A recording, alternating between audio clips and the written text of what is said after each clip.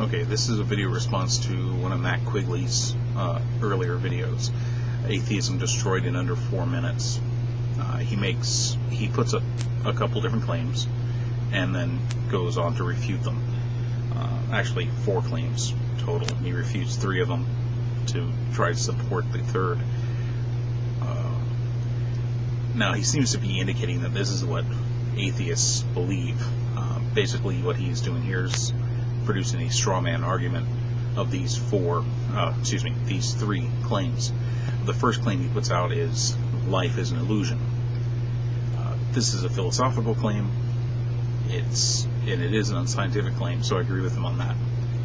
The second one, he claims, he makes the statement of claim that the universe is as it always has been.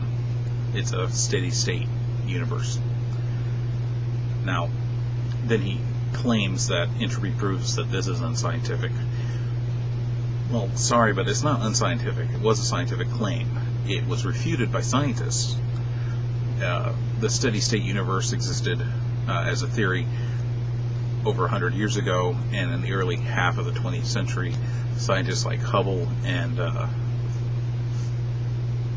a couple others pretty much proved it wrong. So it was a scientific claim that was falsified through scientific method. The third one, the third claim is that matter, energy, space-time, the whole, what we consider the universe, came into existence from nothing. Now, I don't know any cosmological theories that actually state that. This one's a straight straw man argument.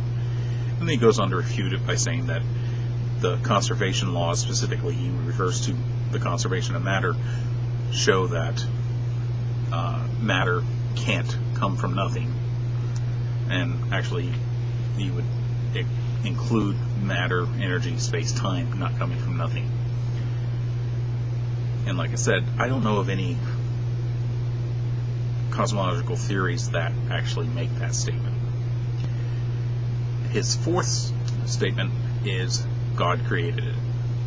Now, this is the general catch-all for creationists when their own personal understanding of nature and theories does not lead them to an answer. So they simply say, God did it. It's the same as saying that, why is there thunder? Well, God makes thunder. Why is there rain? Well, God makes rain. Instead of saying thunder's caused by, the rapid expansion of air due to a lightning bolt traveling through it, and then that air collapsing in again. So it's just your standard catch-all for when you don't understand things and you're too lazy to actually go out and try to figure them out. Now, I want to make a point. 3 and 4 are actually related. The universe came from nothing, as a claim, is related to God did it. Because God's supposed to be a spiritual entity that's not composed of matter, energy, space, or time. And that God is supposedly created matter, energy, space, and time from nothing. Exactly what Claim 3 makes. MackQuiley refutes Claim 3 using the conservation laws, and unwittingly also refutes Claim 4. So it's really a bad argument on his point from all of these. First of all, he, in the very beginning of this video, states that these are the only 4 possible claims, and any other claim is just a variation on these 4, which is not true. It's not really a false dichotomy, because he's giving at least 4 different possibilities, but he is limiting them and saying that these are the only 4 possibilities, when the real cosmological theories indicate that the basic nature of reality, which is a unity of matter, energy, space, time, is eternal.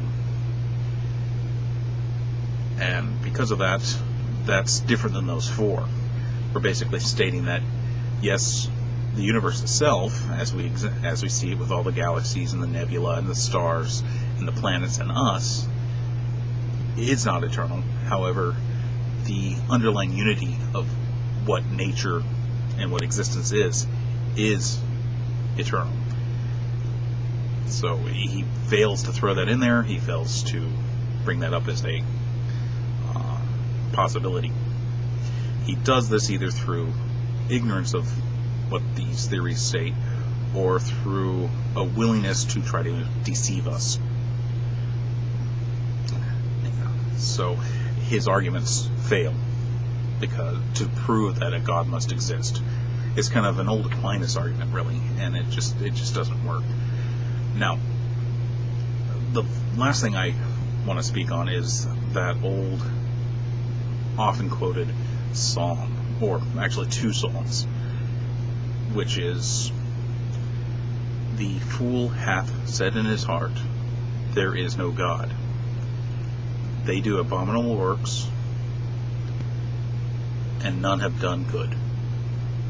It's perhaps a little paraphrasing, but it is repeated twice in the Bible, which makes no sense. I mean, if the Bible was inspired by a God, why would they have to repeat things like they repeat the story of Genesis and then repeat it differently, with man being created before animals and man being created after animals, or the synoptic gospels being in many cases word for word identical? Why repeat things? If a God is inspiring this, you would think that he would maybe make sure that humans put this book together a little bit more with a little bit more certainty, and you didn't have to repeat yourself, which I just did a couple times, but just to make a point.